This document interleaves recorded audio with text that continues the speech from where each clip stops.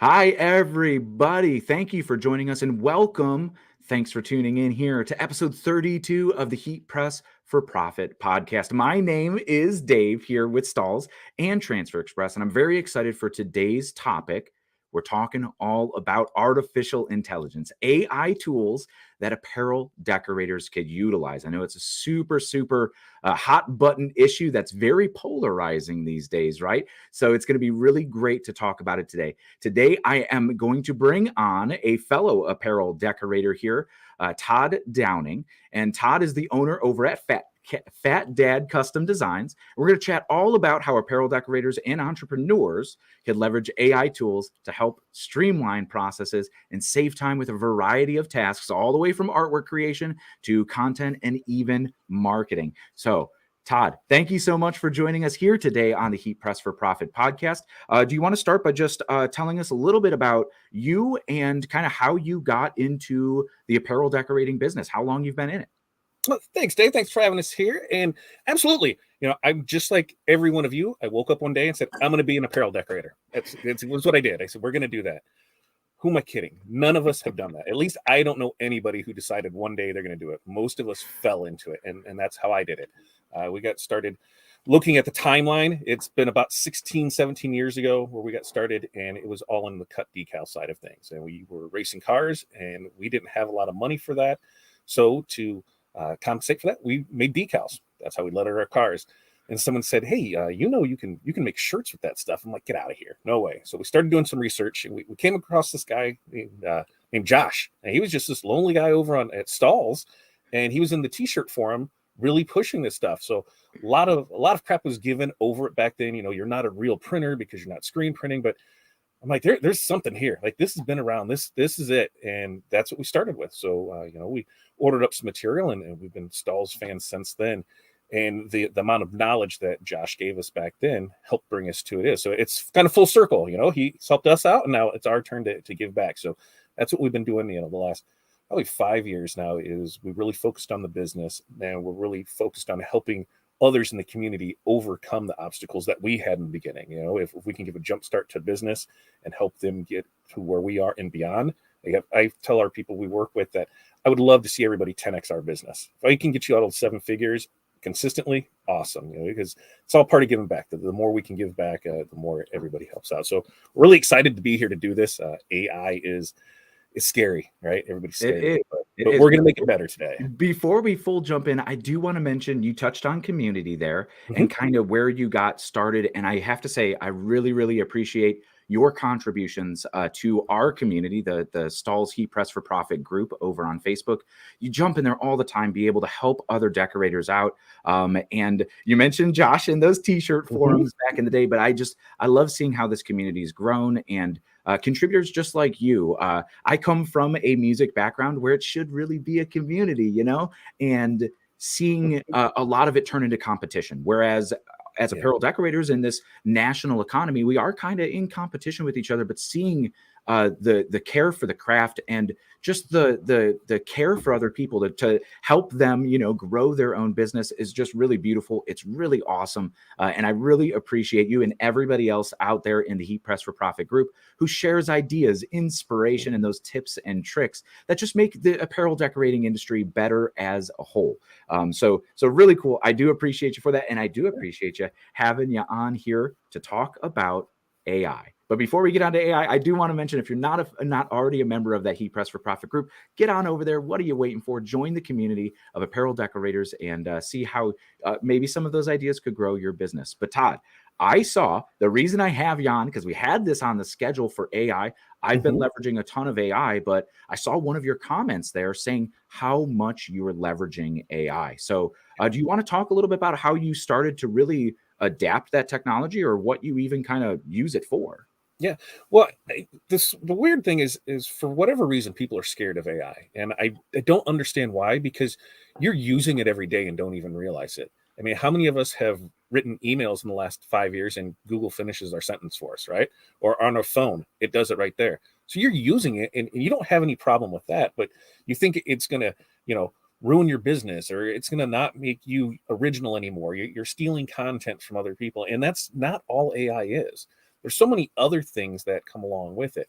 Like for us, where we really use it at was in scheduling posts, in doing our email campaigns, and doing tasks that normally take us time to do. If we can spend less time and have AI do it for us, we get our time back. And so it was ways Time is how money, can we make right? that. Yeah, time's money. Like for us, for our shop rate, it's $125 an hour. No, I'm not making $125 an hour. That's what it costs to run our shop. You're only doing production 30-40% of the time. The other 60-70%, you're doing phone calls, you're doing artwork, you're doing other stuff. So that's where that comes in at. So we know we can basically say that every minute is $2. So how can we save that? Well, if we can save 10 minutes a day, that's $20 times 5 days. There's 100. So we do it every day or every week. That's $400. That takes care of a bill, right? That's one of the business bills paid for by saving 10 minutes a day and having AI do something for us. Now, you can get into some trouble with AI if you don't use it properly, but that comes with everything, and the only way to find out if it works for you, and I guarantee at least something of AI is going to work for you, is to get out there and do it. You're going to screw stuff up, and that's fine. Don't be scared of it. Just get out there and do it. And for us, the easiest thing was like email campaigns, just to set those up and do it. And it made it consistent, so we were always putting a message out there, at least weekly on it. And then the second, probably one that anybody can do today, because we're watching on Facebook, is to go into their business suite and do it for Facebook posts, to be able to consistently post things. And where we've seen people really struggle with that is like, I feel like I'm spamming my people, right? Because I'm putting it out there. Well, think about it. When you hear a song on the radio, do you hear it once and you don't hear it again for 2 or 3 days? No, when they want something, you hear it every hour. And think when you're scrolling on your phone, you're not scrolling back hours upon hours upon hours, are you? You're usually doing it 5-10 minutes and it's there. So if you're not consistently putting your message out there, it's not being seen. So you can't say that you're spamming it when nobody's ordering from you. And when people tell you that, hey, I'm getting tired of seeing your messages, now you're getting close. But to go into that scheduler to know, yep, I can schedule this, this, and this. The great thing about that is you don't have to be there for it. So that's where you kind of run into a little backside problem, is people always think I'm online, ready to go and answer their questions. Hey, here's the secret. I spend about an hour a week scheduling Facebook posts for the week. And But that's it.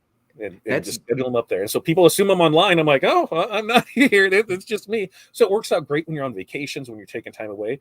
It always seems like it's still going. Or even just working in the shop, because I know, like, when I talk a lot to apparel decorators, and marketing seems to be that one thing that always is that thing that's coming up that's like, I just don't have time for it. It's just so tedious. And when you look at somebody maybe like yourself, where like, oh, they're posting all the time, they have all this great content, and AI could be that catalyst for number one, inspiration. Because I know a lot of people are like, well, what am I going to post? What's relevant to my audience? If you kind of pepper into AI, and we'll get to like AI prompts here in a little bit, because I think that's really where the magic happens. But like when you start peppering in the audience a little bit, or what you do, you get it to kind of learn a little bit about yourself. You get to bring that aspect of yourself to life in that AI. That is super easy. It's a super easy lift. And then that entire month of social media schedule, you said what? Like you spend an hour pretty much putting that together. And that's because of AI giving you the tools to do that fast. So you're saving money while still getting quality marketing out there. Mm-hmm. Yeah, on average, we'll have at least 5 posts go out a day. Because we have our morning motivations. We have a post that goes out every morning where it has some kind of quote, some kind of something that goes along with it. Then we'll usually have 2 production photos, or videos or something that goes out. And we'll talk about how you can use that, where you can post in one spot and it'll post everywhere. And that really helps out at. And then we'll have some fun things in there. We always like to have things in there like questions, answers. This week, a couple of them was, peanut butter and 3 dots. And so it was like great to see the response that people are putting, that are putting with it. I, for whatever reason, peanut butter and mayo, I had no clue that this existed, but it's a thing. And more than one person said it. And I'm like, I don't know about this. And then, one was, what was the best decade for music? What do you like? What about trends that you saw? And it's creating that engagement. And anytime you can do that, and Facebook sees engagement, Facebook will promote that thing. So you have your good, healthy balance of I'm trying to be salesy. I'm trying to, generate content. I'm trying to be relatable. So you figure out what your people like, and then you lean on that. And that's what we found. And so, we're minimum posting 5 times a day. So if you look at that, that's 35 posts a week. AI helps a lot with that. Yeah. And then, so you even mentioned that aside from social media, you're using it for email scripts as well, Yep. like essentially automated email. Tell me a little Hmm. bit more about that, and kind of we could start to dabble into the prompts, because Yep. just if you're not using AI out there, there's tons of free tools that you need to do it. But essentially, you get everything started, whether it's an artwork generator or a marketing tool like ChatGPT that is just Mhm. text based. Everything starts with a prompt. And the way that I try to liken it is like those early days of Google, right? Where like there was Ask, I'm going to date myself, Ask Jeeves was out there, right? Yahoo. There was all of these other like search engines that were available. However, not everybody was the best at like communicating exactly what they wanted, but Google really started to tie that together, and it made them pretty much put every other company out of business. But AI is a very similar way where you need to tailor it with a prompt. So tell me a little about those email scripts that you're doing for the marketing, and what kind of prompts are you feeding it to get those results that make sense for your business? Absolutely. So think of it like this when it comes to prompts. I can say, hey, Dave, bake me a cake. All right. Dave, bake me a chocolate cake. Dave, bake me a chocolate 3-layered cake. Dave, bake me a chocolate 3-layered cake with icing. So it all comes down to how much information you get it. It's only as good as what you give it. It's only going to take what you have and put back out of it. Now, am I a master of prompts? Not at all. But what I have found is I'm a master of finding people who have good prompts. So yesterday we actually spent, we weren't we'll go back through it today, but there is an 8-hour summit all on AI. And Hmm. so from what I was able to, it was all broke up in half-hour increments. So it's going to be perfect to go back and watch. But just to see how much ChatGPT has changed from November to now, and it's just what we're talking about today, probably in 2 months from now, isn't going to matter because it's going to change. But you're getting on the edge of that. So you're seeing better prompts. You're seeing people that's their business now, is just creating prompts for you to go through. So for us, it always comes down to the content. We start with going to ideas, and it is we start with answer the people. So if we go to answer the people, we can put in there, and if we put in, heat transfer vinyl, well, it's going to give us all these content ideas about what has to do with that. So now we can take that and, okay, we're going to build our show with that. So for us, we do Tuesday with Todd every Tuesday night, where just does a mirage of products, just depending on what it is, whatever's going on in the industry. And then we do lives 3 times a week in the morning. So we'll use that content to decide, okay, how are we going to work shows? What are we going to put in here? Well, now we can take that content and then we can use that, or that generator. Now we can create scripts for it, bullet points, and then take from those and create email campaigns. So we can take that one general idea that we got here and just break it down further and further into the pieces that we want. Do we want Facebook posts out of that? Do we want Instagram posts? What should we post with this to go along with it? So you start getting all these other little pieces from it, and you don't have to use it all. But what it does is give you a great starting point for it. Because Absolutely. and I don't know how a lot of other people are, but we're good at what we do. We like being a designer. We like being a decorator. We like being this. But when it comes to that side of it, on the marketing side of it, let's be honest, we all suck at it, right? Like we're just trying to figure it out, and it's Hmm. because we're too cheap to pay somebody to do it. That's really what it comes down to. When somebody says, hey, it's $500 a month for this, $500 a month, like, are you kidding me? Well, hey, you spend $500 a month, and if you're able to work with the marketer and they're able to get you one job, that pays for it. Hmm. So when you start Marketing's free if it works. right, and that's the thing, when you start looking at it, like us, when we run Facebook ads, if we don't get $2 back for every dollar we spend, it was a bad ad. It Hmm. should pay for itself and generate revenue. And when we get with our marketing team, that was where we started looking at it. Most of us getting started, we're a solopreneur. Maybe we have a wife or, a partner or somebody that can help us out when needed. We're working a day job. We've got all this time that is already taken up by other things. But here we are, killing ourselves over trying to figure out how to do the rest of this. Well, why don't you just hire somebody in? Well, I can't afford to bring somebody in because I don't have enough work for them. Completely understandable. We got to a point in our business where we needed to figure out how we could get more time. And it was either going to be put more systems in place to free up that time, or hire somebody. Well, we decided putting systems in place to free up the time makes way more sense. Because I'm fine if we have a bad week. I'll get over if we have employees and we have a bad week, I still got to cover them. So now I'm not only looking out for my family, I'm looking out for theirs. So let's Hmm. put some systems in place before we get to that point. And one of the ones that we did was, work with a marketing company, because it just makes more sense. If they can save me, if we use the math of it's $2 a minute, $125 an hour, all I need them to do is to save me 5 hours a month. That's it. They save me 5 hours. I paid for that. So anything I get back from that is even better. And we can go back and forth and talk ideas on here's what we're doing, here's what we want. They ask questions and we just turn it over to them. And it frees up so much more time and allows me to, that time I was working on that before coming up with all this, to now use it to actually look into it more. Like, here, let me explore this a little bit more. How can I find out more information about it? How can I better my business without breaking the bank? And AI definitely takes care of that for you.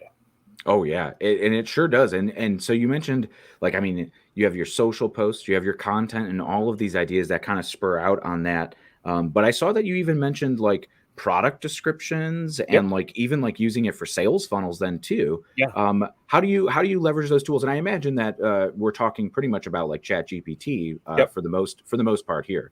Yeah, for us, everything starts in Chat. Well, it starts with Answer Public, and then it goes into Chat GPT. Because if we're trying to content generate, okay, what's trending, what's going on with it? Because even now, I can't scroll more than, and that's because I've got a lot of decorators on my page. I probably can't scroll more than 10 posts without seeing somebody post something about a chair because of the brawl that happened in Alabama last week. And that's what it is. It's what's trending. So people are using those to generate content. So when you find out what's trending, how can you generate content? Where can you make memes for it? Can you schedule posts for it? Can you create an email blast for it? How can you use what's out there? AI does that for you. And Chat GPT is a great tool for it. And it does come down to the prompts. You're going to do research to find out what you want, because, I mean, I bet you couldn't even begin to fathom how many prompts you could come up with. There's just so many different ways to do it. Do you want to write in this style with this sound of voice, with this theme? What you'll do is you'll start going through and you just got to get in there and play with it. And you're like, oh, that doesn't sound like me. I want it to sound more fun or more witty. Or, okay, then ask it, rewrite that sounding more like this, rewrite this with my information in here.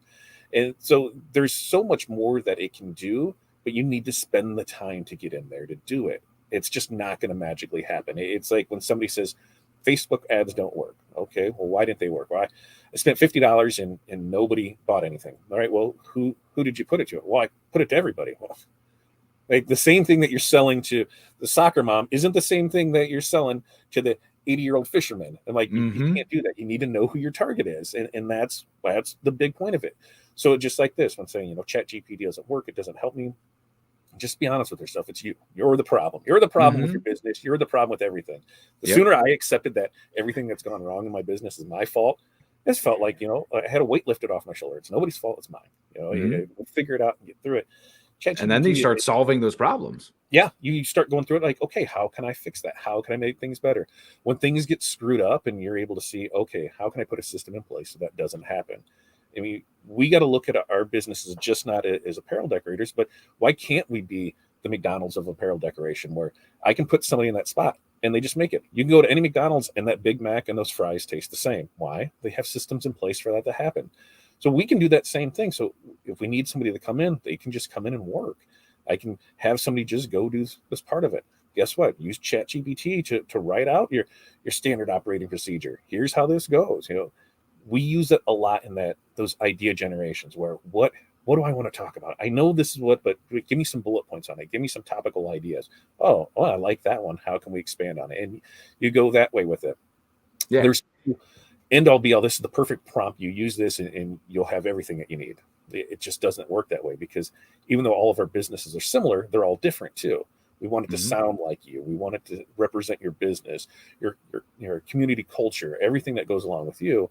You just have to get in there and do it. Yep. And I think you touched on that perfectly, because I wanted to bring up, you said it's like that starting point, that catalyst, that idea generator, which truly it is. And I think a lot of people look at AI and they look at the stuff that it spits out like, well, I'm going to ask it to do this and it's going to be perfect. And that is very, very clear. We haven't even started to touch on artwork generation yet, but it's very clear when you talk about that. But the way that I use it all the time is that exact same way. You can't expect it to give you that fully fleshed out idea. And of course you could train it to kind of, I've thrown, writings that I've done, blog posts and kind of scripts or outlines for videos to say like, hey, write this in this voice. And the more you train it, the more it starts to speak like you, but it only knows what it knows. It doesn't know what you know. And it definitely, I would still say that AI is getting closer to kind of bringing that human element, that relatability into it. But it still kind of misses it. And I think that's the thing that a lot of people say when it's like, it doesn't work for me.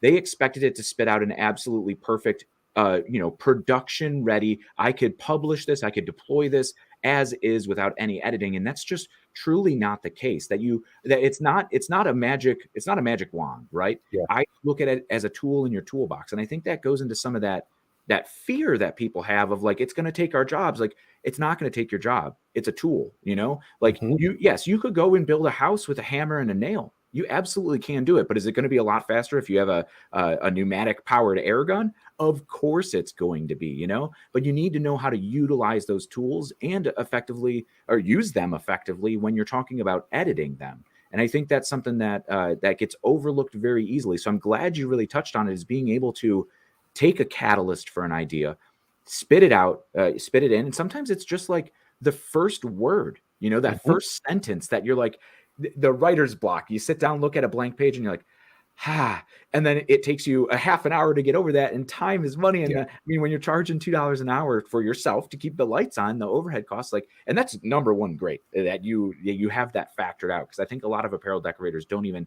look into it that granularly or think that it's even that important. But when you put it into that perspective, it really starts to get that profit, that revenue mind Mhm. rolling. So that's fantastic. But then, so you get this prompt, you have your prompt, you spit it in, it spits you back some ideas. That's now, you could put that as the first sentence on the page, and now you're off and running. Yeah. It spurred all of these ideas.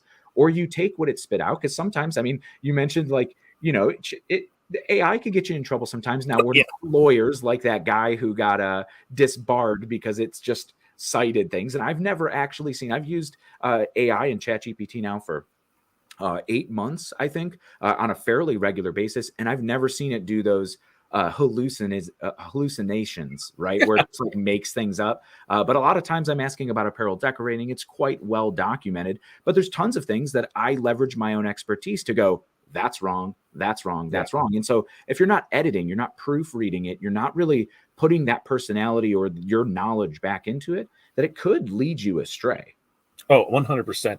I think, when especially starting off with Chat GPT, everybody assumes, you're going to have Jarvis from Iron Man right there to do it. And if you're not doing it right, you're going to end up with Jar Jar Binks. It's just not going to work out well. It's going to be clunky. It's just going to look weird. You got to go in there and fix it yourself. But that's part of it. It was almost, if you go back to high school when we had to write those first papers, they were horrible. And you remember all the red marks that would come back on it because, like, this doesn't work here, that doesn't work there. That's how it is. Mhm. By the end of the semester, you're like, oh, okay, I can actually write something and somebody can understand it. It's the same thing with this. It just takes practice to do. And the more you do it, the better you get at it. The more it knows your voice, knows your prompts, knows what you want, the more results that you're going to get out of it. And it's getting better, like you mentioned, by the day. The newest Yeah. version just came out just a couple weeks ago, and you could, even if you have the plus version of OpenAI's ChatGPT, you could actually, like, get the newest. Yeah. And for the most part, like, it does a really, really good job. I know it has limited learning. You ask it for, like, current events, and it's like, I don't know current events. I know up to 2021, and Right. so, Well, like, even was to say, even with that, there's so many add-ons that you can put on now where it will do things that it wouldn't be able to do, it can now do. So, you can spend, go down the rabbit hole and spend hours just looking at the different add-ons that you can add on to it to help, help you more. And that's a whole other thing. You talk, hours just on here's add-ons to try. And you're going to look at those and be like, oh, I didn't know it can do this, because it does more than just prompts. Do you want graphs? Do you want, inventory management? What do you want it to do? It's going to do. It might mhm. take a little tweaking on it. One of the things that we had it do, which I just wanted to see if it was going to work, in our digital side on e-commerce, we're using Lightspeed Equid. And one of the issues that they had was you weren't able to do like a square area calculator. I reached out to him and said, hey, what can we do on this? I'm like, oh, we can build you the code and it's $5,000 for it. And that's just what it is. I'm like, is it really worth it to do? I can switch over to Shopify and it's something that's on it in there. So I just decided, hey, is this something that ChatGPT can do? Yeah, it did it. And it walks you through. You ask it questions, you prompt it, and it can build it for you. So it can code for you. It can do a lot. On that last one, when they did the release, they had taken a picture of how they had a layout of a website, and between that and Midjourney, it built the website for them. So you can do so much with it. It's just it's endless. And I think that's where it scares a lot of people, is they're just like, I don't know what to do. I know it can do this. I know it can do that. It's like going into, an amusement park when you're a kid. What do I get on first? I want to do it all, but what do I do first? It's that same way with it. Oh yeah, and I'm glad you mentioned Midjourney because now as apparel decorators, I think that's where a lot of people's mind goes is like, Mhm. oh, I could use AI for art. And from what I've seen, the stuff that Marshall Atkinson is doing with Midjourney and like the Mhm. prompts, really, I was like, I played around with DALL-E a little bit and was like, it's great. The free tools like Crayon or something like stuff like that, you're like, nah, it's not really usable. Bing now has DALL-E integrated into it. The Microsoft AI is a great free tool. And so, like, all you need is a Microsoft account. Midjourney, obviously, next level stuff that is kicking out like fantastic artwork. But even in Midjourney, you have to have a good proper prompt. Mhm. Now we're actually talking about using AI generated art to print on shirts as we're apparel Mhm. decorators, but that goes into those prompts that have to be specific too. The one that I found was working really well was like a coloring book page or Yeah. vector style, black and white silhouettes. Like as long as you're putting that in there for the styles, like you're going to get usable art that then you could easily turn into an SVG, cut with a vinyl cutter, or import into any software to be able to order direct to film prints. And you could say hard edge or make it look like a sticker, whatever it needs to be able to really take that up. So, are you using artwork generators, and which ones are you using, and how are you applying it to your apparel decorating business? Yeah, we're using is Midjourney. Two resources that we found that have been really good with it is, you mentioned Marshall. He's got a monthly newsletter. I think it's like $10 or something. But when people say, "Oh, I got to pay for the information," where are you going to find it yourself? If somebody's going to curate that information for me, I'm going to do it. And the other one is Dane from Great Dane. I just did a training with him last month, and Dane comes from that art side. So to see him excited about something, on this, and to talk, he was an artist, here's how this works, and what's it going to do to the business, how it's there, it just opened my eyes even more, because here's somebody who did that side of it now being, yeah, this is where that, and to see how the excitement, you could literally see the excitement in when we're doing in Illustrator and generating the fill. It's like there's the back of a horse that wasn't there. Like, how did it just, it's crazy to see that type of stuff. So yeah, we use it a lot. Those two resources I'd highly recommend getting with it to help you kind of get through that Midjourney experience, because it can be especially in the beginning, like, oh, I got to do Discord and I got to do this, but now there's talks that Midjourney is just going to end up on its own, so you don't have to use Discord anymore, which I think that would help out a lot. But one of the side projects that we're working on is, we are going to, and we're in the process of working on it, is create coloring books that are from Midjourney, printed through Amazon, and we don't have to do nothing but prompt. And so that's what we want to just see, is it something that's going to work? Is Mhm. it something, because I look at that as that's a legacy print. I don't have to do anything, and that'll always be there. And so maybe it only generates $10 a month. Well, okay, so if it only took me a half hour to do it, it's $10 a month. But what does that come out to? Well, in a year, that paid for that, that hour to do it. Now, if I have more, can it work more? We don't know. So we're going to try and use it for that. But Mhm. where we use it at is to generate those ideas. Maybe somebody wants to see, a bear with a top hat, smoking a cigar, playing poker. What? Well, okay, well, here, let me run it through there, because otherwise you're trying to put this clip art together. You're trying to design this. And let's face it, most of us aren't designers, right? We got in this and we're doing other companies' logos. They're like, here, can you do this for me? Can you do that? Yeah, we are clip art arrangers. We will do our best with it. But now you want me to design something? Well, you're paying a designer to do it. And I know this is a shocker, but most people aren't charging people to have designs done for them. There's not an art fee with it. They wrap it in there. Why? Yep. You're doing something custom for it. Why are you not charging for that? They don't Yep. want to pay it. They're not your customer. Move them along. But to get those ideas, well, hey, what do you think this is this? Because you're still going to refine that. You're still going to bring it in and still be able to tweak it here and there. But it's that same point. It's going to get you to that base point of where things are. Otherwise, Mhm. you're still spending hours trying to figure stuff out. So it all comes down to that base point. If I can do less to get more, I'm going to do it. And Midjourney it's one of those tools where it's getting better. I seen somebody yesterday and hands looked real, like hands. I was like, okay, that's Midjourney's got it. The hands and teeth with people. As I, and there's still things like people want to do logos with words. It's not going to do that for you. Yes, it's not going to recognize that. But if you are able to add the words to it, just leave it off. Hey, I need a picture in this style, and go through the prompts to be able to get it so it's easily removable from the background. You can convert it how you want. There's a lot of Dane had a lot of great tricks in his training for it, and go through that. Go find all those trainings and take them. You're going to better your business. You're going to have a better understanding of it. And even if you have somebody else do something for you, you're going to know how it works. How can I better them? Okay, this makes sense. This is what it's looking for. Like me, am I ever going to screen print or embroider? No, but I want to understand those processes. So when I work with my embroider, okay, I understand that we can't use this same design as we for this product as this product because of size, shape, 3D puff, whatever. I can have a better understanding of it. And it's the same way with this. You're going to get in there, you're going to screw things up, you're going to make it better. Just keep at it, and you'll get it. And the results that you get from it are just amazing. It blows my mind how quick it takes what I have and does it. And one of the things that people think is you're stealing somebody else's artwork. Somebody didn't have that bear top hat smoking a cigar playing poker. It created it. So it took parts from different things and it did it. And it's almost like, people always want to know where it comes from or how's it doing this or where it's there. I couldn't tell you the last time I went into a restaurant and I said, hey, well, where'd that steak come from? Where'd those potatoes come? Where did this? All I care is at the end, the meal on my plate turned out great.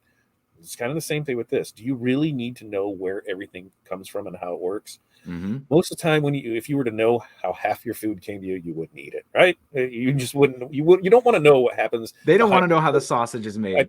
I don't want to know. I just want to know that it's good on my plate, and that's what this is. All of this stuff with AI is good on your plate. You don't need to know how it works or why it works. It just works. Mm-hmm. And you mentioned like those different styles too, because that's one thing that even as a trained designer, right, that I think I'm fairly proficient, but sometimes some of those prompts that customers want, the bear in a top hat smoking a cigar, like what style do you want it in? Do you want it vector drawn? Am I doing it with a pen tool? Am I bringing it in and making it look a little bit more realistic? Am I adding color to it where any of those different variations from the original prompt that maybe is a detail that your client leaves out when they're giving you this, that like if you were say I'm designing myself, every single one of those changes to the prompt just added 2 more hours to the work that I'm going to have to do, where it just adds several seconds. And then even with like those the styles or the elements, like the way that I really view it, you touched on like it's never going to do text. It's never going to go full design. So if you're like the one I just did a video a couple weeks ago where it was like, utilizing AI in a real production sense. Because a lot of people are like, it's cool, but I don't have a production use for it. Well, when you ask it for, give me a t-shirt design for a classic car show, it's going to fail. It's going to leave you disappointed. You're like, there's elements in there that might be good. But you say, give me a vintage Ford Mustang in a lino cut style, and it spits it out black and white that you're easily able to pull in, adjust, and then add in either in Illustrator, Photoshop, what Corel Draw, Affinity Designer, Easy View Designer on Transfer Express, whatever you're doing, you're able to bring those elements in and then actually like fill out the text and have that new piece of clip art that it completely generated. And I will say, like, I'm not that huge. I can't recognize a vintage Mustang, but there was one little weird thing with the bumper that I'm like, that's enough. Like the bumper kind of angles down there. Like that's kind of weird. But nobody's really going to notice, if it's going to a car show, car guys are going to notice and be like, what's going on with that? So, but I just let it fly and I kind of found it after the point. But then I was walking through the local supermarket and I walked down the toy aisle with my daughter, and there's a model for a vintage Mustang with the bumper that angles just like that. It's a detail that I probably would have missed just tracing. I might have found it in some source imagery, but AI is able to pull that in. So it was spot on exactly what it was going to be. And like, of course, maybe I had to spit it through a couple prompts because AI always likes to have those fun little crops where it's like you ask it for a horse and like you mentioned, like the horse butt is kind of cut off a little bit. You ask for the car and the front bumper and the back bumper is just clipped a little bit. But even then, like saying side view, 3/4, low angle, cinematic. These are all things that like you really get from those resources if you're talking with Dane or Marshall. And I don't want to keep going back to Marshall here, but the way that you said he has this pure excitement for this technology. And I have the luxury of doing the heat press transformation series powered by Stahls with Marshall Atkinson. You could see those on YouTube. But the one time we were going to a shop visit and he was telling me about how excited he was about AI. It always goes back to AI. He's got a class at the Impressions Expo coming up on it. But he kind of likened it to the advent of the personal computer and really how that completely took hours of work and made it accessible. You could save things all right here. You could easily find things. And it just completely changed the way that any company is going to do business.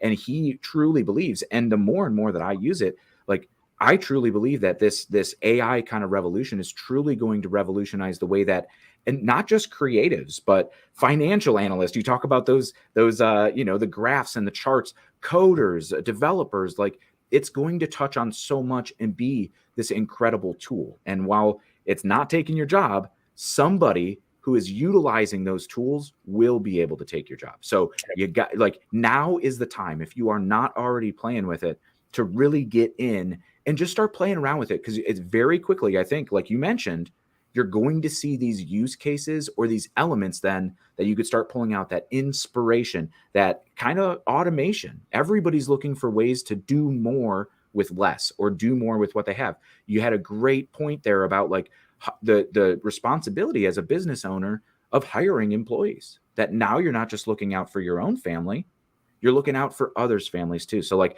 being able to continue the efficiency and maybe not have to bring that as a solo entrepreneur or a small business is really great in there. So yeah, fantastic. We are running out of time here though, Todd. I feel like we could talk literally all day about this stuff. Yes, yes, we can. When I look at AI and where it's at, in my lifetime, being mid 40s, is I can only compare it to two things. When the internet came out, when that was there, and then smartphones. I mean, those are the two things in my generation that really changed how we did, daily tasks. When we were kids, you're not going to have a calculator in your pocket. Yes, I am. Now what? Now what, Mr. Matternack? I got a calculator in my pocket and I can do math whenever. But that's the thing, this is how this is changing. It is constantly evolving. It's going to get better. And if you don't, pick it up, you're going to get passed by. And you're going to wonder why people are able to do the things they do. And it's because they've turned to AI. And machines aren't taking over. There's still somebody working those machines. So don't worry about that. But I'd rather be the one controlling the machines than to have somebody else's machines controlling me. So, you just got to get in there and do it. Mm-hmm. Before we jump off here, there is just a few questions from our audience out in Facebook. There's a fun one here from one of the quotes. You're the problem with everything. When you realize that you're the problem with everything. Thanks, Mac, for providing that one. We've got another one here. This is a real good one from Nikolai. Can you use AI to vectorize existing artwork? Do you want to take a stab at that one? So for me, I don't. I haven't even tried because I have somebody else that does it for me. Like when it came to me tracing artwork, it's one of those, customer sends me something. If it's not something I can do in 5 minutes, I have a service that takes care of it for me. It's another form of here's a system in place. Can I do it? Yeah. Should I do it? No, because I'm not going to be able to charge enough to cover my time. If I spend an hour in it, is a customer going to spend $125 for it? If I tell them, hey, it's $40 for it, and I can send it off and have it done for 15, 20, whatever it is, depending on it, I didn't have to do anything. I got that time back. I got paid. So no, I run everything through a service that we've used now for years, and it just works. So, and that's what I look at, that side of things in AI. Do I need it to do everything for me? No. Do I need it to do these tasks that I don't have anything in there? Now, since I haven't played with it, I can't say if it's going to do good or if it's going to do bad. If it gets to a point where I see Marshall telling me to do it, I'll probably look at it a little bit more, and he's like, hey, you can really use it to take care of all this stuff and get rid of that. Okay. But right now, I have not used it for any of that. Yeah, and I know that there's tons of those, at least for the AI art tools, the DALL-E, the Midjourney, the ones that I've played with. Nothing is necessarily like print ready. Of course, you could use other upscaling tools, paid or free, right? I always like free. Free is great, but obviously you pay for what you get in a lot of those. That's Yeah. why Midjourney as a subscription is a much better tool than a lot of the free versions out there. However, you could still get usable results with using these free tools. I used for the example that we did in that video that I mentioned, I had used the Microsoft Bing free AI. It's based on DALL-E 2.5, I believe. So not the latest and greatest, but still pretty good. And then I was able to just easily pull it into Illustrator, click live trace, not even adjust any sliders, and essentially have a vector file ready to go very, very easily. But the one thing that I really, really like is the artwork tools. And I can't remember the one off the top of my head, but being able to upload photos and saying, apply it to this style, and being able to stylize those photos. Now, when you have a customer who says like, yeah, I want this to look, here's a photo of my race car. I want it to look like it's going fast. And you don't necessarily have the tools to make it do that.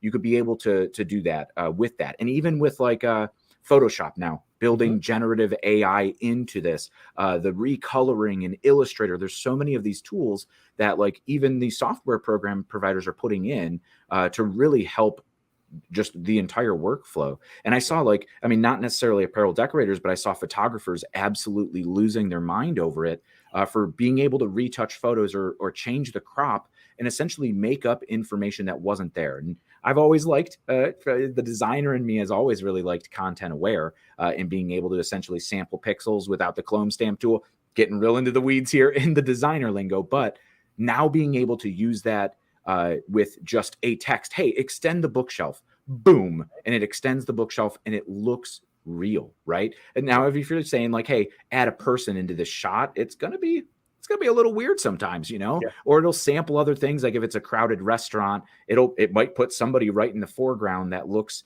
like they have way too many teeth or way too many knuckles on their finger, way too many fingers. But seeing how it gets there, and is I even just saw tools today. I do a lot of videos, right? And I saw this tool that came up that was, I don't remember the name of it offhand, but essentially it's an AI tool where you could create an avatar of yourself and essentially feed it scripts and make these deep fake videos where it's me, I'm talking. It has my mannerisms. It has the way I interact or move while I talk, but I don't have to stand in front of a camera ever again. Now, I do tons of video content, so I'm pretty sure somebody would be like, something's off. Dave looks a little robotic. Not quite there. But the more you start playing with this, when it gets there, you are going to be on the leading edge, the cutting edge, being able to absolutely crush it. But I'm just going to check and make sure we don't have any more comments. Calvin says, nice points, just understanding the process. And yeah, so a whole bunch of friends joining in from all around the corners of the internet. So I do want to implore you guys and just urge you, go try these AI tools. You don't have to pay for them up front. There are tons of free tools that you could use. Start to see those ideas, and you're probably going to be like, what's the difference in this paid tool? Let me start it out. And then you'll be like, well, this is definitely the way to go. Seeing the artwork that just gets kicked out of Midjourney, like it is fantastic. And being able to do that, I just want to keep talking, but we could go all day. We could go all day. You talked about, like being able to take those elements and having customers that, you're not charging for artwork fees, or, if somebody comes to you and they say, well, I want 50 shirts, but I want this design on it. Sometimes the cost of that design is going to be more expensive than the 50 shirts that they're actually going to buy. And now that's just doubled their budget. And they're like, oh, no, I can't get it. All of this now is possible because you could really just shorten all of that time with AI and those artwork tools that are out there to say, hey, here's a few different examples. What do you think of something like this? Even if you are combining it with other elements, adding your own text and stuff into it in whatever design program you're using, or outsourcing it to somebody else on Fiverr, where you're essentially able to better use your time to make revenue and keep the lights on, cover the overhead, cover the family expenses, and still be working out profiting. So that is absolutely fantastic. Todd, again, thank you so much for joining me here today on the Heat Press for Profit podcast. And I thank you all for listening and tuning in. Of course, the Heat Press for Profit podcast and everyone here at Stahls is always aiming to help inspire new ideas, help decorators learn, connect, and reach their own success, whatever that looks like for your shop. Just like Todd, you could interact with me and Todd in the community over on our Heat Press for Profit page over on Facebook, and we are always happy to chat. Todd, I think we're going to have to revisit this topic maybe in a couple months to talk about the improvements of what's been going on and really share some more use cases on how we could use AI, because I have a whole list here of stuff that we didn't even get to talk about here today. So yeah, we could definitely do that. Like one of the things is, people say, AI isn't for me. Well, here's a little behind the scenes. Probably 80% of this is AI. It's stuff that when I got the question list through it, I ran it back, put it in, and when it came to this, okay, yep, here's the response I'm going to use for this. Here's the response I'm going to use for that. So I took the information that's provided on the questions. How can I put my spin on it? And it put it there for me, where it gave me those bullet points to talk about for it. So you can do that when you're setting up presentations for meetings with things. We're our own worst critic. We never charge enough. We don't think our stuff's good enough. We don't think people will pay for it. We don't want to pay for anything. Like, I don't know, this is the wrong business for all of us to be in, because every other one, it's like profit first, right? Everybody's in this to make money. Guess what? Nobody's beating you up on pricing. You go into a store and there's the price on it. If it's on sale, it's on sale. You're not taking it to the counter and saying, yeah, but can I get this cheaper? You're not doing that, but we let people do it to us all the time. The more we take ownership of our business, realize that we have value and we are worth something and that we deserve to get paid. Profit's not a dirty word. Put systems in place so you can put more profit in your pocket and you're going to be fine. I think that's perfect closing words right there. Thank you again so much, Todd. Thanks, everybody, for listening. And you could always find the Heat Press for Profit podcast live every single Friday, all across social media, LinkedIn and YouTube, here at noon Eastern time. And then all of the replays on demand whenever you need them, wherever you find your podcast. Again, thank you, Todd, and thank you to everybody listening here at home or driving or wherever you are. And I will say, until next time, happy pressing. See you guys.